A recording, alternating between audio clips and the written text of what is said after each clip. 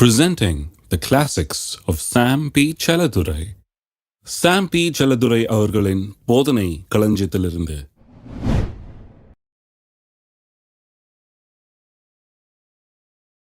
ஆதியாம் 11ஆம் அதிகாரத்துக்கு திருப்போம்.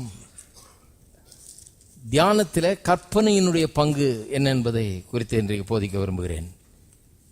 எப்படி கற்பனையின் மூலமாகவும் நாம் தியானம் செய்ய முடிகிறது என்கிறதை காண்பிக்க விரும்புகிறேன். கற்பனைன்னு சொன்னா என்ன? இமேஜினேஷன் எல்லாருக்கும் வழங்கும். இந்த இமேஜினேஷனுடைய பவரை நிறைய கிறிஸ்தவர்கள் தான் புரிந்து கொள்ளாமல் இருக்கிறாங்க. உலகத்தார் நிறைய புரிஞ்சுக்கிட்டாங்க. நிறைய புக்ஸ் பாருங்க, உலகத்தாருடைய சக்சஸ் புக்ஸ் எல்லாம் வாங்கி பார்த்தீங்கன்னா பவர் ஆஃப் இமேஜினேஷனை பற்றி பேசுவாங்க. அதனால கிறிஸ்தவங்க என்ன நினைச்சுக்கிறது, இது உலகத்தார் கண்டுபிடிச்சிருக்குதுன்னு. உலகத்தார் என்னத்தை கண்டுபிடிச்சாங்க? ஒன்றுத்தையும் அவங்க கண்டுபிடிச்சதே கிடையாது. இங்கேருந்து இரவலுக்கு எடுத்திருக்காங்க அவங்க, அவ்வளோதான். பைபிள்ல இருந்து நம்முடைய கர்த்தருடைய பிரின்சிபிள்ஸை அவங்க இரவல் எடுத்திருக்காங்க. அவரை விட்டுட்டாங்க, அவர் சொன்னதை மட்டும் எடுத்துருக்கிறாங்க. நம்ம ஆளுங்க என்ன பண்ணாங்க, அவரை எடுத்துக்கிட்டாங்க, அவர் சொன்னதெல்லாம் விட்டுட்டாங்க. இதுதான் பிரச்சனை. இமேஜினேஷன் அப்படின்னு ஒன்று கர்த்தர் ஏன் கொடுத்தாரு நமக்கு? அதில் என்ன பவர் இருக்குது, அதில் என்ன சக்தி இருக்குது, என்ன வல்லமை இருக்குது அப்படிங்கிறது கொஞ்சம் ஆராயணும். உலகத்தார் இதை பற்றி பேசுகிறாங்கன்றதுனால தப்பாயிடாது. அவங்க இங்கேருந்து எடுத்திருக்காங்க. நம்ம இப்போ ஒரிஜினலாக இங்கேருந்து போய் எடுப்போம். வேத வசனத்தில் இமேஜினேஷனை பற்றி கர்த்தரே சாட்சியிடுறார். ஒருவன் இமேஜின் பண்ண ஆரம்பிச்சான்னா, கற்பனை செய்ய ஆரம்பிச்சான்னா, அவன் எதை கற்பனை செய்கிறானோ அதை நிச்சயமாக அடைவான் அப்படின்னு கடவுளை சொல்லியிருக்காரு. கடவுளை சொல்றாரு. தேவ பக்தி அற்றவனே, கடவுள் மேல பக்தி இல்லாதவனே, கடவுளை பின்பற்றாதவனே கூட அவன் ஒரு காரியத்தை இமேஜின் பண்ணான்னா அதை நிச்சயமா அடைஞ்சிருவான். இது ஒரு மைண்டுடைய ப்ராசஸ். அது அப்படிதான் வேலை செய்யுது மைண்டு அப்படிங்கிறத கடவுள் வேத வசனத்தில் சொல்லியிருக்காரு பாருங்க. இமேஜினேஷன் என்ன? Merriam Webster English dictionary, Merriam Webster's Collegiate டிக்ஷனரின்னு இங்கிலீஷில் ரொம்ப பாப்புலர் டிக்ஷனரி, அதில் எப்படி சொல்லியிருக்குது அர்த்தம். இமேஜினேஷன் என்னன்னு? Imagination is the act or power of forming a mental image of something that is not present in the senses or never before wholly perceived in reality. தமிழ்ல சொல்றேன். இதை இமேஜினேஷன் என்னவா? அது நாம் செய்கிற ஒரு காரியம். அதில் என்ன செய்கிறோமா, மைண்டில் ஒரு படத்தை நாம் உருவாக்குகிறோமாம். இமேஜினேஷனில் நம்முடைய மனதுக்குள்ளாக ஒரு படத்தை நாம் உருவாக்குகிறோம். எதை பற்றி ஒரு படத்தை உண்டாக்குகிறோம்? Of something that is not present to the senses. ஐம்புலன்களுக்கு புலப்படாத ஒன்றை குறித்த படத்தை நாம் உருவாக்குகிறோம். நம்ம கண்ணால பார்க்க முடியாது, இன்னைக்கு நம்ம கண்ணால பார்க்க முடியாத ஒரு காரியத்தை அல்லது ஒருபோதும் அறிந்திராத காரியத்தை குறித்து ஒரு படத்தை நாம் உண்டாக்குறோம். பார்த்தது மட்டும் இல்லை, அப்படி ஒன்று இருக்குதுலே நம்ம கேள்விப்பட்டது கூட கிடையாது. ஆனால் அதை பற்றி ஒரு பிக்சரை நம்ம மனசில் உண்டாக்குகிறோம். அதான் imagination. It is a act or power of forming a mental image of something not present to the senses and are never before wholly perceived in reality. முன்னால் அதை அனுபவிச்சது கிடையாது, பார்த்தது கிடையாது, அறிஞ்சது கிடையாது, கேள்விப்பட்டது கிடையாது, அல்லது இப்போ அதை காண்றது கிடையாது, காணக்கூடிய ரீதியில் அது இல்லை. ஆனால் என் மனதில் அதை குறித்த ஒரு படம் இருக்கிறது. அதுதான் இமேஜினேஷன். காணப்படாத ஒன்றை குறித்த ஒரு படத்தை நம்முடைய மனதிலே உண்டாக்குவது, அதுதான் இமேஜினேஷன்றாங்க. பாருங்க, சுகத்தை இன்றைக்கு நீங்கள் காணாமல் இருக்கலாம், சுகவீனத்தை தான் காணலாம். ஒருவேளை சுகவீனமாக இருக்கிறது தான் தெரியலாம் கண்ணுக்கு. படுத்திருக்கிட்டு இருக்கீங்க பெட்டில், சுகவீனமாக இருக்குது, டாக்டர் வேற செக்கெல்லாம் பண்ணி சுகவீனம்னு எழுதி கொடுத்துருக்கிறாரு. அப்போ கண்ணுக்கு என்ன தெரியுது? சுகவீனம் தான் தெரியுது. அதான் ஐம்புலன்களுக்கு புலப்படுகிற காரியம். புலப்படாத காரியம் என்ன ஐம்புலன்களுக்கு? நம்முடைய சுகம். அப்படி படுத்துட்டு இருக்கிற ஆள் என்ன பண்ணணுமா? இமேஜின் பண்ணணும். என்ன இமேஜின் பண்ணணும்? தான் எழுந்து நடப்பதாக, நன்றாய் இருப்பதாக, நீண்ட காலம் வாழ்வதாக, சுகவதேகியாய் வாழ்வதாக, அப்படி ஒரு இமேஜினேஷனை உண்டு பண்ண வேண்டும்.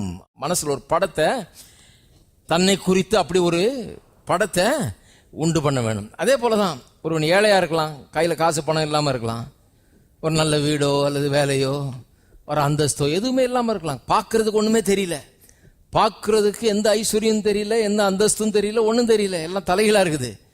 ஆனால் மனதுக்கு தெரியுது மனதிலே உங்களை செல்வந்தனாய் காணுங்கள், மனதிலே உங்களை உயர்வானவனாய் காணுங்கள், மனதிலே ஒரு படத்தை உருவாக்குங்கள். நீங்கள் நன்றாயிருப்பதாக, உங்களுக்கு ஏராளமான வசதிகள் உண்டாயிருப்பதாக, குறைவில்லாத ஒரு வாழ்க்கை உண்டாயிருப்பதாக, நிறைவான ஒரு வாழ்க்கை இருப்பதாக மனதிலே ஒரு படத்தை உண்டாக்குங்கள்.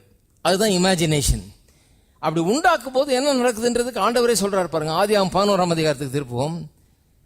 பாபேல் கோபுரத்தை கட்டுற அந்த கதை, அது கடவுளுடைய மனுஷர்கள் செய்த செயல் இல்லை. இது ஒரு மாதிரி இவங்க கடவுள் என்ன நாங்க பண்ணி காமிக்கிறோன்ற மாதிரி ஆளுங்க இவங்க.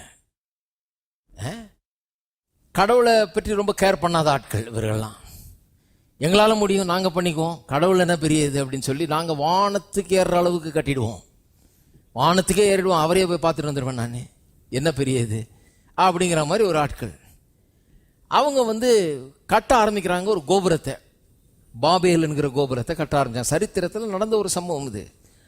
அதை பற்றி கடவுள் சொல்றாரு பாருங்க, 6ஆம் வசனம். அப்பொழுது கர்த்தர், இதோ ஜனங்கள் ஒரே கூட்டமாய் இருக்கிறார்கள், அவர்கள் அனைவருக்கும் ஒரே பாஷையும் இருக்கிறது, அவர்கள் இதை செய்ய தொடங்கினார்கள், இப்பொழுதும் தாங்கள் செய்ய நினைத்தது ஒன்றும் தடைபட மாட்டாது என்று இருக்கிறார்கள். இது இங்கிலீஷ் டிரான்ஸ்லேஷன்ல பெட்டரா வருது, அதனால இங்கிலீஷ்ல வாசிக்கிறேன். ஏனென்று சொன்னால் தமிழ்ல இதனுடைய அர்த்தத்தை கொஞ்சம் இது பண்ணி விட்டாங்க. இங்க எப்படி வந்திருக்குது, இதை செய்ய தொடங்கினார்கள், இப்பொழுதும் தாங்கள் செய்ய நினைத்தது ஒன்றும் தடைபட மாட்டாது என்று இருக்கிறார்கள். தடைபடாதுன்னு அவங்க நினைச்சிட்டு இருக்காங்க அப்படிங்கிற மாதிரி சொல்லுது. இங்கிலீஷ்ல பாருங்க எப்படி சொல்லியிருக்கிறேன். 11ஆம் அதிகாரம் 6ஆம் வசனம். And the Lord said, behold, the people is one, and they have all one language, and this they begin to do, and now nothing will be restrained from them which they have imagined to do. அவங்க எதையெல்லாம் imagine பண்ணியிருக்காங்களோ அதையெல்லாம் அவர்கள் அடைவதை எவரும் தடுக்க முடியாது அப்படின்னு கடவுள் சொல்றாரு. ஒரு தேவபக்தியற்ற மனுஷர்களை பார்த்து உலகத்தை சேர்ந்த மக்கள் கடவுளை வேண்டிக்கிட்டு ஒன்றும் செய்யலாத, கடவுள் செய்ய சொன்னதுனால ஒன்றும் செய்யல, அவன் தன்னுடைய சுய இஷ்டத்தின்படி செய்யறான். கடவுள் சொல்றாரு, அதை பார்த்துட்டு எல்லாம் ஒன்னா இருக்கிறாங்க, ஒரே மனசா இருக்கிறாங்க, ஒரே காரியத்தை மனசுல வச்சிருக்கிறாங்க, அவங்க இமேஜின் பண்ணி இருக்கிறாங்க. அவர்கள் எதை செய்ய வேண்டும் என்று கற்பனை செய்து வைத்திருக்கிறார்களோ அப்படி செய்வதை, அதை அவர்கள் அடைவதை எவரும் தடுக்க முடியாது.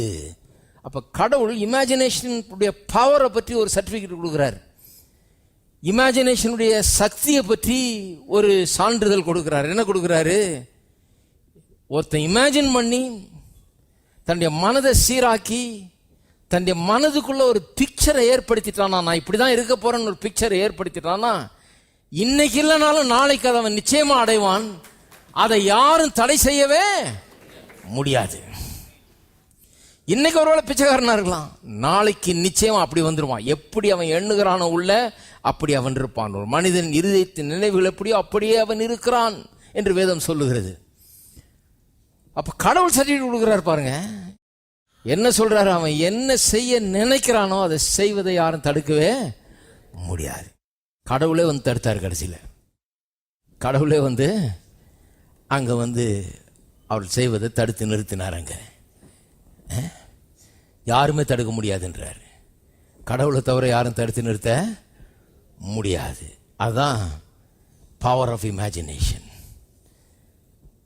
கடவுள் அந்த ஒரு சக்தியை மனுஷனுக்குள்ள வச்சுட்டாரு. மைண்ட்ல இமேஜினேஷன் ஒரு எபிலிட்டியை வச்சு, ஒரு ஆற்றலை வச்சுட்டு, அந்த ஆற்றல்ல இவ்வளவு பெரிய ஒரு சக்தியை வச்சுட்டார். அவன் எதை இமேஜின் பண்றானோ அதை அடையிற மாதிரி அவனுடைய மென்டல் மேக்கப் இருக்குது.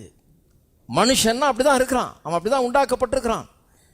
ஒரு காருன்னா இவ்வளவு வேகம் போகும் இருக்குது, அது போகும் நிச்சயமா. அது மாதிரி மனுஷன்னா அவன் இமேஜின் பண்ணா நிச்சயமா அடையலான்ற மாதிரி அந்த அவனை உண்டாக்குனவர் உண்டாக்கி விட்டார். அவன் அப்படிதான் இருக்கிறான். நிறைய பேருக்கு தங்களுடைய இமேஜினேஷன் பவரே வழங்கல இன்னும். என்னன்னு, கர்த்தர் நமக்கு ஒரு பயங்கர சக்தியை நமக்குள்ள கொடுத்திருக்கிறார். நம்ம அதை யூஸ் பண்றதே கிடையாது பாருங்க. நிறைய பேர் அதை யூஸ் பண்றதே கிடையாது. ஏன்னா கிறிஸ்தவர்கள் முதலாவது நம்முடைய எண்ணங்களின் சக்தியை புரிஞ்சு கொள்ளல. எண்ணம் எப்படி மாறினா மனுஷன் நிலம் மாறுன்றதை புரிஞ்சு கொள்ளல, அதே புரிஞ்சு கொள்ளல. தியானத்தை புரிஞ்சு கொள்ளல, அதுல இருக்க வல்லமைய. கடவுளுடைய வார்த்தையை தியானிக்கிறது. உலகத்தில் தியானம்ன்றது வேற, அது கண்ணை மூடிட்டு இப்படியே உட்காந்துரு அப்படின்றாங்க, அது இல்லை. இது வேற. கடவுளுடைய வார்த்தையை சொல்லி கொண்டே இருப்பது, அதை குறித்து ஒரு பிக்சர் எனக்குள்ள உண்டாக்கி கொண்டே இருப்பது. அந்த படம் எனக்குள்ள இருதயத்தில் உண்டாயிடுச்சுன்னா பிரிண்ட் அவுட் எடுத்துடலாம். இன்னைக்கு நிறைய பேருக்கு பிரிண்ட் அவுட் வரமாட்டேன் தானே, இருதயத்தில் உண்டாகலை. படம் ஒன்றும் இருதயத்தில் உருவாகலை. இருதயத்தில் உருவாக்கணும், இருதயத்தில் நீங்கள் வரையணும். வேத வசனம் சொல்லுகிறது, உங்கள் நாவு விரைவாக எழுதுகிறவனுடைய எழுத்தாணியை போல இருக்கிறது. Your tongue is like a pen of a ready writer ன்னு சொல்லியிருக்குது வேத வசனம். என்ன அர்த்தம்? நீங்கள் பேச பேச பேச நான் இப்படித்தான் இருப்பேன், வெற்றிகரமாக வாழுவேன், என் குடும்பம் எப்படி இருக்கும், என் பிஸ்னஸ் எப்படி இருக்கும், நான் எப்படி வாழுவேன், என் நிலை எப்படி சரீர பிரகாரமாக அப்படி இருப்பேன், ஆவிக்குரியபடி இப்படி இருப்பேன். நீங்கள் பேசும்போது எழுதுறீங்க. எங்கே எழுதுறீங்க? எங்கே வரைகிறீங்க? உங்கள் இருதயத்தில் வரைகிறீர்கள். இருக்கீங்களா? நிறைய பேருக்கு தெரியல. நிறைய பேர் ராங் பிக்சரை வரைஞ்சிக்கிட்டு இருக்கிறாங்க உள்ளத்தில். நான் எங்கெங்க ஒரு சின்ன கிராமத்தில் ஒரு ஏழை குடும்பத்தில் பிறந்து இதே சொல்லிட்டு இருந்தா எப்படி? இது எப்போ பிறந்தீங்க, எப்போ எல்லாம் அப்படி தான் வந்தோம், எல்லாம் என்ன பெரிய குபேரனுக்கு பிறந்தா வந்தோம், எல்லாம் ஒரு சின்ன கிராமத்தில் ஒரு ஏழை குடும்பத்தில் பிறந்து அப்படி தான் வந்தோம், இதே சொல்லிட்டு இருக்கக்கூடாது. பாருங்க, எங்கள் ஊர் சரியான பட்டிக்காடுங்க, நாங்கள் ரொம்ப சாதாரண ஆளுங்க, நாங்கள் இப்படிங்க அப்படிங்க. அது கிடக்குது, விடுங்க. எப்படி இருக்க போறீங்க? இப்போ என்னவா இருக்க போகிறீர்கள்? கடவுள் என்னவா இருக்கும்படியாக உங்களை அழைத்திருக்கிறார். மீட்பு ஆண்டவராக இயேசு கிறிஸ்துவின் மூலமாய், அவருடைய கல்வாரி சிலுவையின் மூலமாய், அங்கு சிந்தப்பட்ட இரத்தத்தின் மூலமாய், அவருடைய மரணத்தின் மூலமாய், உயிர்த்தெழுதலின் மூலமாய், அந்த மாபெரும் சம்பவத்தின் மூலமாய் எனக்கு என்ன ஆயிருக்கிறது? ரட்சிப்பு எனக்கு என்ன செய்திருக்கிறது? அதை பேசுங்க. இப்போ ஒருவன் கிறிஸ்துவுக்குள் இருந்தால் அவன் புது சிருஷ்டியாய் இருக்கிறான், பழையவைகள் ஒளிந்து போயின, எல்லாம் இந்த புதிய கதையை பேசுங்கன்ற. எல்லாம் புதிதாயினன்னு இருக்குது, அந்த புதுசு என்ன அதை பேசுங்க. பழசையே பேசிட்டு இருக்கக்கூடாது, அதே நோண்டிட்டு இருக்கக்கூடாது. புதுசு என்ன அதை பேசுங்க. இல்லைங்க நாங்கள் அந்த ஜாதிங்க, வேணாம். எந்த ஜாதியாக இருந்தா? இல்லைங்க எங்கள் குலம் கோத்திரம், உங்கள் குலமாவது கோத்திரமாவது, யாருக்குமே விளங்காத குலம் கோத்திரம்லாம் வச்சிருக்கிறாங்க. இவ்வளோ பெரிய லிஸ்ட்டு தேவையில்லை. கர்த்தர் என்ன ஜாதி வாரியாக பிரித்து குலம் கோத்திரம் வாரியாக பிரிச்சா வச்சிருக்கிறாரு? எல்லாம் அப்படி வான்னு இந்த ஜாதிக்காரங்களாம் அப்படின்னு இல்லை, இந்த ஜாதிக்காரங்களாம் அப்படின்னு கிடையாதுங்க. கர்த்தர் ஒரே ஒன்றை தான் பார்க்குறாரு, உள்ளத்தில் விசுவாசத்தை தான் பார்க்குறாரு. அப்போ பாருங்க, தியானத்தை நம்ம கற்றுக்கொண்டால் நமக்கு ஒரு காரியம் புரிஞ்சிடும். தியானம் வேற ஒன்றும் இல்லை, கடவுள் நமக்கு கொடுத்திருக்கிற இந்த கற்பனை என்கிற இந்த ஆற்றலை சரியான விதத்தில் பயன்படுத்தி, நிறைய பேர் தப்பாக யூஸ் பண்ணிட்டு இருக்கீங்க. நிறைய பேர் இமேஜின் பண்ணிட்டு தான் இருக்கிறீங்க. கடவுளுடைய வார்த்தையை இன்னும் இமேஜின் பண்ண ஆரம்பிக்கல. வேலை போயிடுமோ, போயிட்டால் நான் தெருவில் நிற்பேனே, என் காசெல்லாம் போயிடுமே, என் வீடு போயிடுமே, பொண்டாட்டி விட்டுட்டு போயிடுமே, எல்லாம் தியானம் நடக்குது. இந்த தியானம்லாம் ரொம்ப நடக்குது. நாளைக்கு என்ன ஆகுமோ ஏதாகுமோ, தப்பான தியானங்கள் நடக்குது, தப்பான கற்பனைகள் நடந்துகிட்டே இருக்கு. பாருங்க, அந்த கற்பனை நமக்கு என்ன செய்யுன்றதுனுடைய அதனுடைய சக்தியை நம்ம அறியாதனால அதை அலோவ் பண்ணிட்டே இருக்கோம், அதை பாட்டுக்கு விட்டுக்கிட்டே இருக்கோம், அது அழிச்சிரும் நம்மள. அப்படிப்பட்ட தியானத்தை நம்ம விட்டணும் வைங்க, அது அப்படியே நமக்குள்ள வந்து படத்தை உண்டாக்கிடுச்சுன்னா படம் வந்து பிரிண்ட் அவுட் ஆகிடும். அப்புறம் ஒன்றும் பண்ண முடியாது. வாழ்க்கையில் அது நிஜமாகிவிடும். விடக்கூடாது. பாருங்க, அழிக்கணும், அதை தடுத்து நிறுத்தணும். அப்படிப்பட்ட எண்ணங்களை நிர்மூலமாக்க வேண்டும். அப்படிப்பட்ட காரியங்களை அகற்ற வேண்டும். வாழ்க்கையிலிருந்து புதிய எண்ணங்களால் நம்மை நிரப்ப வேண்டும். புதிய ஏற்பாட்டில் பாருங்க, அப்போஸ்தலனாகிய பவுல் அருமையா சொல்றாரு இந்த இமேஜினேஷனை பற்றி. அவர் நல்லா அறிஞ்சு வச்சிருக்காரு. பாருங்க, அவர் சொல்றாரு 2 கொரிந்தியர் 10ஆம் அதிகாரம். இதையும் இங்கிலீஷ் பைபிளில் வாசிக்கணும். ஏன்னா அந்த இமேஜினேஷன்ன்ற வார்த்தையை தமிழில் சரியாக கொண்டாட மாட்டேன்றாங்க, கொண்டாட வேண்டிய இடத்துல கொண்டாட மாட்டேன்றாங்க. நல்லா இங்கிலீஷில் வாசித்து தமிழில் வரும். சரி, 2 கொரிந்தியர் 10ஆம் அதிகாரம் முதல்ல தமிழில் வாசிக்கிறேனே, 4:5. எங்களுடைய போராயுதங்கள் மாம்சத்துக்கு ஏற்றவைகளாயிராமல் அரண்களை நிர்மூலமாக்குகிறதற்கு தேவ பலமுள்ளவைகளாய் இருக்கிறது. என்ன பேசுறாரு இவர்? போராயுதம்ன்றாரு. எந்த போருக்கு போக போகிறோம்? அரண்கள்ன்றாரு, கோட்டைச்சவரு. எந்த கோட்டைச்சவரை நம்ம அடிக்க போகிறோம், எதை நிர்மூலமாக்க போகிறோம்? எல்லாம் மனதை பற்றி தான் பேசுகிறாரு. எல்லாம் மனது. இந்த மனதில் எழும்பி இருக்கிற கோட்டைச்சவரை நிர்மூலமாக்குகிறதுக்கு எப்படி தேவன் நமக்கு வசனம் என்கிற தேவ ஆயுதத்தை கொடுத்திருக்கிறார். பலத்த ஆயத்தை கொடுத்திருக்கிறார். அதை பற்றி தான் பேச்சுங்க. இது எங்கேயோ நடக்கிற யுத்தத்தை பற்றி அல்ல, மனதில் நடக்கிற மன போராட்டத்தை பற்றி, மனதில் நடக்கிற யுத்தத்தை பற்றி சொல்லப்பட்டிருக்கிறது. பாருங்க, அவைகளால் நாங்கள் தர்க்கங்களையும் தேவனை அறிகிற அறிவுக்கு விரோதமாய் எழும்பும், பாருங்க, அவைகளால் நாங்கள் தர்க்கங்களையும், நோட் பண்ணுங்க, தர்க்கங்களையும், தர்க்கங்கள்னா என்னென்ன விளங்க மாட்டேங்குது பாருங்க, நமக்கு தமிழ் அப்படி பண்ணியிருக்காங்க. தேவனை அறிகிற அறிவுக்கு விரோதமாக எழும்புகிற எல்லாம் மேட்டுமையை நிர்மூலமாக்கி எந்த எண்ணத்தையும் கிறிஸ்துவுக்கு கீழ்ப்படிய சிறைப்படுத்துகிறவர்களாக இருக்கிறோம். இப்போ இங்கிலீஷில் வாசிக்கிறோம் பாருங்க, நல்லா விளங்கும். For the weapons of our warfare are not carnal, but mighty through God to the pulling down of strongholds, casting down imaginations. எப்படி சொல்லியிருப்பாருங்க, அவைகளால் தர்க்கங்களையும் சொல்லியிருக்கு இல்லையா? அந்த தர்க்கங்களைன்ற வார்த்தையை இங்கிலீஷில் எப்படி மொழிபெயர்த்திருக்காங்கன்னா கற்பனைகளையும். அவைகளால் நாங்கள் கற்பனைகளையும் தேவன் அறிகிற அறிவுக்கு விரோதமாக எழும்புகிற எல்லாம் மேட்டுமையும் நிர்மூலமாக்கி எந்த எண்ணத்தையும் கிறிஸ்துவுக்கு கீழ்ப்படிய சிறைப்படுத்துகிறவர்களாக இருக்கிறோம். இங்கிலீஷில் வாசிக்கிறேன். காஸ்டிங் டவுன் இமேஜினேஷன்ஸ், தர்க்கங்களுக்கு பல இமேஜினேஷன்ஸ் யூஸ் பண்ணியிருக்காங்க. Casting down imaginations and every high thing that exalts itself against the knowledge of God, and bringing into captivity every thought to the obedience of Christ. மூன்று வார்த்தைகள் இங்கே பயன்படுத்தப்படுகிறது. பவுல் அப்போஸ்தலன் mind எப்படி வேலை செய்யுதுன்றதை பற்றி ஒரு வெளிப்பாட்டை கொடுக்கிறார். மூன்று வார்த்தைகள் இங்கிலீஷில் பார்த்தீங்கன்னா தாட் என்ற வார்த்தை, எண்ணங்கள் அதன் அர்த்தம். இன்னொன்று ரெண்டாவது வார்த்தை இமேஜினேஷன், அதை தான் தர்க்கங்கள்னு தமிழில் போட்டிருக்காங்க. மூன்றாவது வார்த்தை அரண்கள். அரண்கள்னு சொன்னால் ஸ்ட்ராங் ஹோல்டு என்று ஆங்கிலத்தில் மொழிபெயர்க்கப்பட்டிருக்கிறது. Stronghold, thoughts, imagination, stronghold. எல்லாரும் சொல்லுவோம் தாட்ஸ், இமேஜினேஷன், ஸ்ட்ராங் ஹோல்டு. தமிழில் சொல்லுவோம் எண்ணங்கள், கற்பனைகள், பலத்த அரண்கள். இப்படிதான் வேலை செய்யுது. பலத்த அரண்னா என்ன? ஒரு கோட்டை சவுறு மாதிரி. இப்போ ஜெயிலில் பாருங்க, பெரிய சவுறு கட்டியிருக்காங்க. ஏன்? அங்கே உள்ளே இருக்கவங்க ஏறி குச்சி வெளியே போயிடக்கூடாதுன்னு இல்லையா? நல்ல உயரமான சவுரை போட்டு வச்சிருக்கிறாங்க.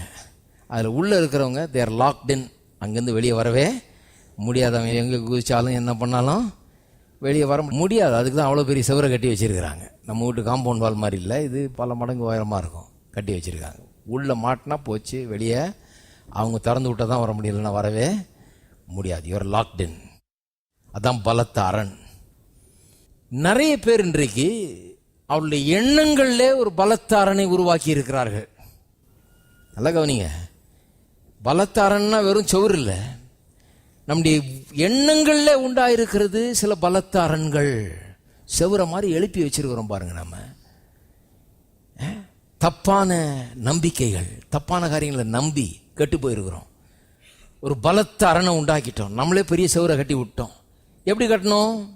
அதான் முதல்ல எங்க ஆரம்பிக்குது? தாட்ஸ் தான் அதுக்கு அஸ்திபாரம். எண்ணங்கள், எண்ணங்கள்ல ஆரம்பிச்சு அது எப்படியாவது இமேஜினேஷனா ஆகுது. அந்த தாட்ஸை கொஞ்ச நேரம் அனுபவிச்சு அதை இருக்க விட்டா போதும், அது கற்பனையா மாறிடும். கற்பனை வேற ஒன்றும் இல்லை, எண்ணங்கள் உள்ள வேலை செய்து பாருங்க, அதுதான் கற்பனை. அந்த கற்பனைகள் என்னத்தை உண்டாக்குது? பலத்த அரண்களை உண்டாக்குறது. நிறைய பேர் தங்களை பற்றி தவறான கற்பனைகளை உண்டாக்கி வச்சிருக்கிறாங்க. ஹலோ, தவறான கற்பனைகளை வச்சு அவங்கள பற்றி ஒரு பலத்த அரண் எழும்பிடுச்சு. பெரிய ஒரு கோட்டை சவுறு மாதிரி எழும்பி போச்சு. என்ன கோட்டை சவுறு? அவங்க நான் ஒன்றும் பெருசாக வந்துட முடியாது வாழ்க்கையில் அப்படின்னு ஒரு தீர்மானம் பண்ணிட்டாங்க. அவங்க அது யாரோ சொல்லியிருக்கிறாங்க, அவங்களுக்கு யாரோ திரும்ப திரும்ப போதிச்சிருக்கிறாங்க, யாரோ சொல்லியிருக்கிறாங்க, நான் ஒன்றும் பெருசாக இதுக்கு மேலே நமக்கு சான்ஸு கிடையாது, இவ்வளோதான், அதுக்கு மேலே ஒன்றும் கிடையாது. இவங்க அதை யோசித்து அதை பேசி அதை தியானித்து என்ன ஆயிட்டுச்சு? அந்த எண்ணம் கற்பனை ஆகி கற்பனை பலத்தை ஆரணா உருவாயிடுச்சு. இப்போ இவங்க பெரிய ஆளாக ஆகிறதுக்கு சான்ஸே கிடையாது. வாழ்க்கையில் முன்னேறதுக்கு, தங்களுடைய நிலையை மாற்றிக்கொள்றதுக்கு வாய்ப்பே இல்லாமர் போய்விட்டது. ஏனென்றால் தங்களுடைய எண்ணங்கள்னால ஒரு பலத்த அரணை உண்டாக்கிட்டாங்க. அதை விட்டு, அந்த நிலையை விட்டு வெளியே வராதபடிக்கு. சிலர் நான் எது செஞ்சாலும் எனக்கு விளங்க மாட்டேங்குதுங்க, நான் 10 இது ட்ரை பண்ணி பார்த்துட்டேன், 10லையும் ஃபெயிலியர். 10ல் ஃபெயிலியர் ஆனதுனால சோரே கட்டிட்டாங்க. இனிமே நான் ஒரு அம்மா என்கிட்ட ஒரு பையனை கொண்டாடுறது பாருங்க, நல்லா படித்த பையன் கொண்டாந்து எது செஞ்சாலும் விளங்க மாட்டேங்குது, ஜெபம் பண்ணுங்க. நான் முதல்ல உங்களுக்கு ஜெபம் பண்ணேன். நான் இங்கே வாங்குங்கண்ணே, சும்மா இந்த நல்லா படித்த பையனை கூப்பிட்டு வந்து எப்போ பார்த்தாலும் எது செஞ்சாலும் இவன் எது செஞ்சாலும் விளங்க மாட்டேங்குது, இவன் எது செஞ்சாலும் விளங்க மாட்டேங்குது, இவன் செய்வதெல்லாம் வாய்க்கும் அப்படின்னு சொல்ல ஆரம்பிங்க. சும்மா இதையே உங்கள் மகன் மேலே ஓதிக்கிட்டு இருந்தீங்கன்னா எப்படி காலையிலேருந்து சாயந்தரம் வரைக்கும்? இவன் எது செஞ்சாலும் வாய்க்க மாட்டேதுங்க, இவன் அதையே கேட்டு கேட்டு அவனுக்கு அது செட் ஆகிடுச்சு பாருங்க.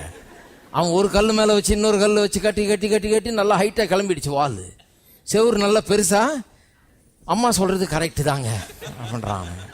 அட பாவி, அம்மாவுக்கு தப்பாம பிறந்த புள்ள எப்படி வெளியே வர்றது? கட்டியாச்சு, செவுத்த கட்டியாச்சு, வெளியே வர்ற வாய்ப்பே கிடையாது. இப்படி தவறான நம்பிக்கைகள் சொல்லிட்டே போகலாம்.